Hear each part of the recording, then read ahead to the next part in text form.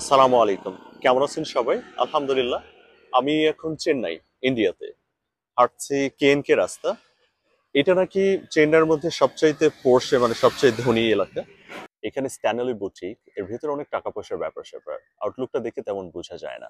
গতকালকে এসব শোরুমে একবার ঢু দিয়েছিলাম, কিন্তু প্রোডাক্টগুলো এত বেশি প্রাইসি যে ইউরোপ, আমেরিকাতেও শপিং করার জন্য এত বেশি বেগ পাওয়া লাগে না। এটা আমার হোটেল এক্স ক্যান কে। এটা একটা মূলত বুটিক টাইপের হোটেল, খুবই কিউট। আর এই যে ব্যালকনিওয়ালা রুমটা, ওইটা আমার রুম সোজা করে নিচের দিকে ডায়মন্ডের শোরুম।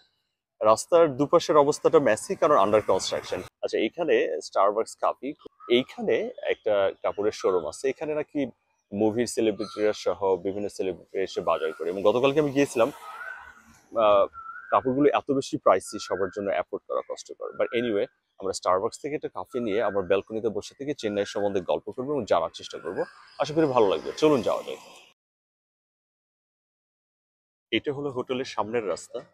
পুরোনো লন্ডনের ক্লাসি লুকের মতো অনেকটা। এই যে পাশে চাচা ফুলের মালা গাচ্ছে। আমি যেটা ভাড়া নিয়েছি এটা মূলত একটা সুইট। এখানে একটা কিচেন অ্যাড করা আছে, কারণ বাইরে এসে হালাল হারানোর একটা ব্যাপার থাকে, যার জন্য রান্না করে খাওয়ার জন্য এই কিচেনটা। রান্নার জন্য এই মশলাগুলো নিজেকেই কিনতে হয়, কিন্তু এই যে হাঁড়ি পাতিলগুলো, এগুলো হোটেল থেকে প্রোভাইড করে। গ্যাস বার্নার, এই পাশে ছোট্ট একটা ফ্রিজ আছে। মজার ব্যাপার হলো ফ্রিজটার একটা ছোট্ট করে ডিপ ফ্রিজও আছে। এখানে আবার চিকেন রান্না করে রাখানো আছে, যখন যখন ইচ্ছে গরম করে খেতে হবে, কারণ সবসময় তো রান্না করা যায় না।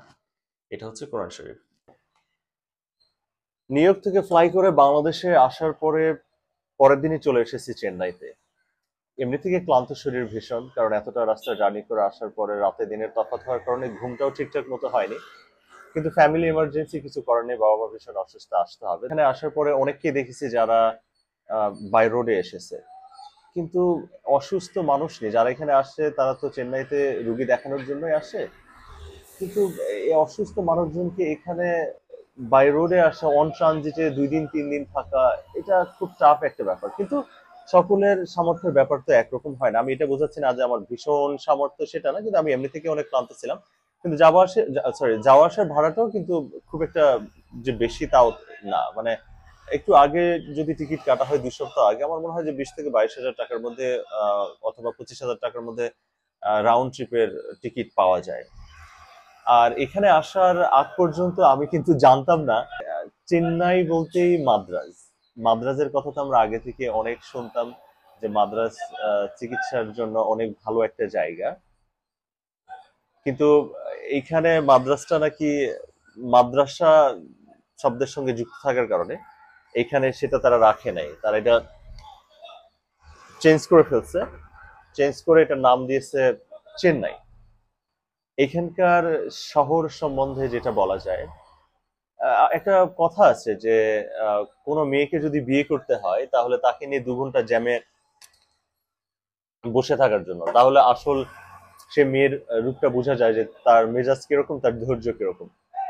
তো চেন্নাইতে এসে আমার যেটা মনে হলো, এখানে কিন্তু আমি জ্যাম খুঁজে পেলাম না।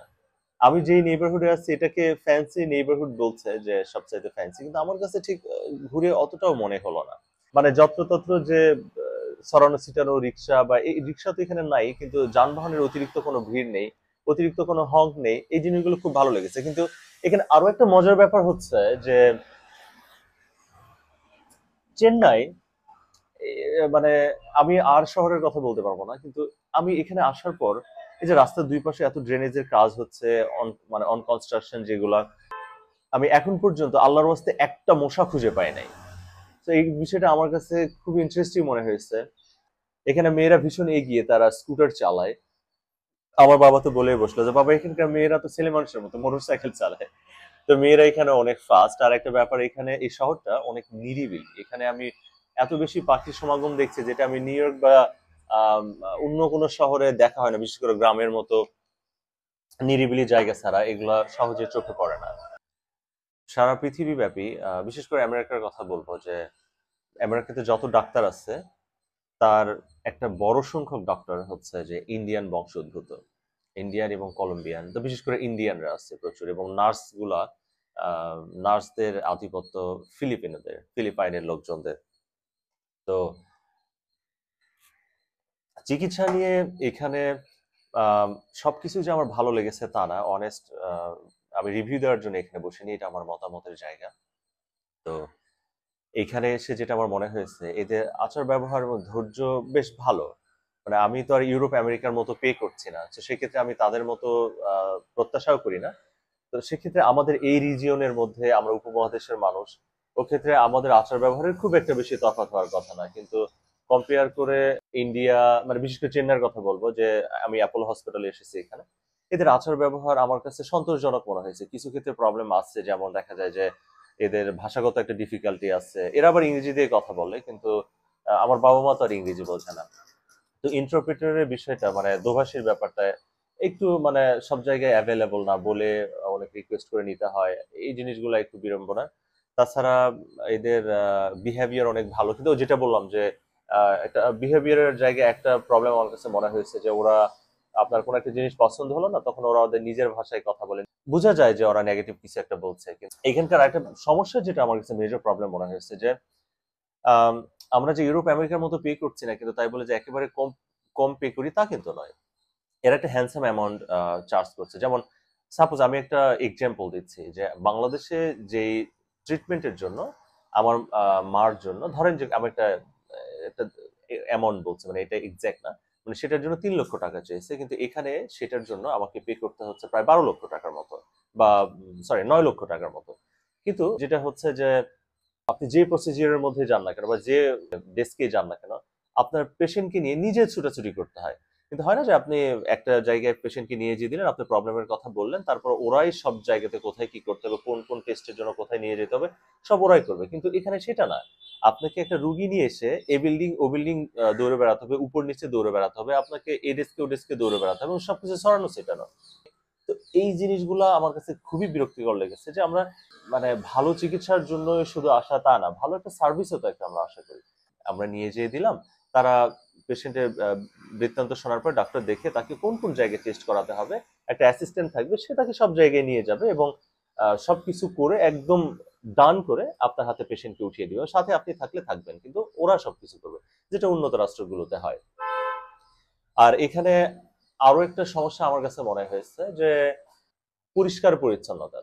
অ্যাপোলোর আরো কিছু বিল্ডিং আছে যেগুলো নতুন, কিন্তু আমি যে বিল্ডিং এ আসছি, মেইন বিল্ডিং এবং সুন্দরী নামে একটা বিল্ডিং আছে যেখানে মেইন কার্যক্রম গুলো হয়, ইয়া আল্লাহ, এত রকমের, মানে বিশেষ করে মেইন বিল্ডিংটা যেখানে সার্জারি পরে পেশেন্টকে ভর্তি, সরি, এনে রাখা হবে, বা সার্জারির আগে মানে তাকে প্রিপেয়ার করার জন্য যে জায়গাতে রাখা হয়, ফ্লোরের অবস্থা, মেঝের অবস্থা, বেডগুলা, সবকিছু এত বেশি অপরিষ্কার। একটা হসপিটাল এরকম হওয়া উচিত না। ফ্লোর গুলা মানে মনে হচ্ছে জরাজীর্ণ, কতদিন থেকে যে সেগুলোকে মপ দেয়নি, পরিষ্কার করে নাই, মানে রেনোভেশন করতে পারতো এগুলো। কারণ যেখানে যেহেতু এখানে ইন্টারন্যাশনাল পেশেন্ট, মানে এখানে কিন্তু বাংলা ভাষাভাষী যারা হোক হোক সেটা বাংলাদেশ থেকে কিংবা ইন্ডিয়ার অন্য পার্ট থেকে যারা বাংলা ভাষাভাষী, তারা যদি এখানে না আসতো, তাহলে কিন্তু এই হসপিটাল গুলা রুগী খুঁজে পাওয়া কষ্টকর হয়ে যেত, কারণ লোকাল পেশেন্ট এরকম মানে ব্যয়বহুল হসপিটালে খুব কম আসে। তো এইরকম একটা জায়গাতে এরকম মানুষের আনাগোনা হয়, অথচ তাদের মানে ম্যানেজমেন্ট গুলা এই ধরনের ছড়ানো ছিটানো, তাদের হসপিটালে পরিষ্কার পরিচ্ছন্নতা নিয়ে। আর এই শহরে প্রায় 20% মতো মুসলিম বসবাস করে, এবং এখানে শহরের মধ্যে বহুতল ভবন নেই, কিন্তু শহর থেকে যখন আপনি 30, 40, 50 মাইল সাউথের দিকে চলে যাবেন, তখন আমি যাই না এখন পর্যন্ত, কিন্তু আমি শুনেছি যে এত বেশি সাজানো গোছানো এবং অনেক বহুতল ভবন, মানে কমপ্লেক্স টাইপের, অনেক সুন্দর তাদের ভাষ্য মতে। কারণ আমার হোটেলের যে মালিক, তিনি একজন মুসলিম, এবং তিনি এখান থেকে 200 মাইল দূরে থাকে, তার ফ্যামিলি ওখানে থাকে, তিনি ওখান থেকে যাতায়াত করেন। এখন অ্যাপোলো হসপিটালে চাপেই হোক বা কি কারণে যে আমি জানি না, কিন্তু যেখানে সেখানে যে ফার্মাসি থাকবে, যেখানে হয় যে একটা ক্লিনিক থাকলে আশপাশে ব্যাঙের ছাতার মতো দুনিয়ার ফার্মাসি হয়ে যায়, কিন্তু এখানে ওরকম ফার্মাসি নেই, আশপাশে ওই ধরনের রেস্টুরেন্ট নেই। আবার হসপিটালের পাশে একটা মসজিদ আছে, সেই মসজিদটা হসপিটালের পেশেন্টদের সমস্যা হবে জন্য সেখানে মাইকে আজান দেওয়ার নিষিদ্ধ। তার থেকে একটু সরে গিয়ে আরেকটা মসজিদ আছে, বেশ অনেকগুলো মসজিদ আছে এখানে, তো একটু সরে গিয়ে সেখানে আবার মাইকে আজান দেওয়া যায়, ওইখানে হয়, এটা কোনো সমস্যা না। এখানে আরেকটা ব্যাপার আমার কাছে খুব ইন্টারেস্টিং লেগেছে, মানে এটা আমার কাছে অকওয়ার্ড টাইপ ইন্টারেস্টিং না, যে এখানকার মানুষ অন্য স্টেট থেকে, ধরেন যে বিহার থেকে আসছে বা কলকাতা থেকে আসছে, ওরা এসে চেন্নাইতে বিজনেস করতে পারবে না, কারণ তার অনুমোদন নেই। কিন্তু একই দেশ, দুই ধরনের নীতিমালা। আর অনেকের ইন্ডিয়া বিষয়ে একটু খারাপ লাগা আছে, সবারই অনুভূতি এক একজনের এক এক রকম। আমি আমার অনুভূতির কথা বলছি না, কিন্তু এটুকু বলবো যে বাংলাদেশে অনেক সরকারি পরিবর্তন হয়েছে, কিন্তু চিকিৎসা ব্যবস্থা নিয়ে আমাদের যে আস্থার জায়গাটা সেটা কিন্তু তৈরি হয়নি। আপনার ভিত যদি মজবুত হতো, আমরা যদি সেটা করতে পারতাম, তাহলে আমাদেরকে কোনো জায়গায় যাওয়া লাগতো না। আমার এই কথাগুলো ঘৃণা ছড়ানোর জন্য নয়, কিন্তু ওই ধরনের পরিস্থিতি এখনো সৃষ্টি হয়নি। এখনো বাংলাদেশের অসংখ্য ছেলে মেয়ে বেকার, কিন্তু প্রতি বছর $10 বিলিয়ন, নট $1 মিলিয়ন, $10 বিলিয়ন বাহিরের লোকজন বাংলাদেশে যে কাজ করে $10 বিলিয়ন দেশের বাইরে নিয়ে যাচ্ছে। ডাক্তাররা ভালো, তারা এত বেশি মানুষ বিরক্ত করছে, একটা রুগীর অ্যাটেন্ডেন্ট রিসিপশনে যে থাকে তাকে যে যে কতবার বিরক্ত করছে, কিন্তু কারো কণ্ঠে একবারও আমি বিরক্তর কোনো কথা শুনি নাই।